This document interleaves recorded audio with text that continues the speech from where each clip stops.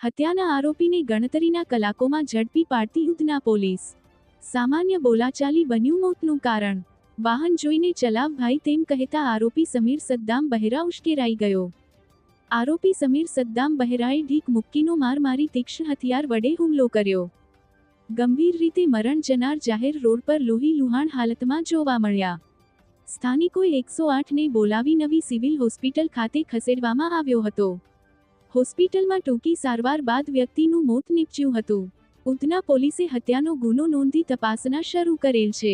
ઉધના પીઆઈએ આરોપી સુરત છોડી ભાગે તે પહેલા પકડી પાડવા માટે સૂચના આપી હતી. ઉધના પોલીસ સ્ટેશનના ટેકનિકલ સર્વેલન્સના અને હ્યુમન સોર્સિસના આધારે આરોપીને ગણતરીના કલાકોમાં ઝડપી પાડી પ્રશંસનીય કામગીરી કરી. Bureau report Surat.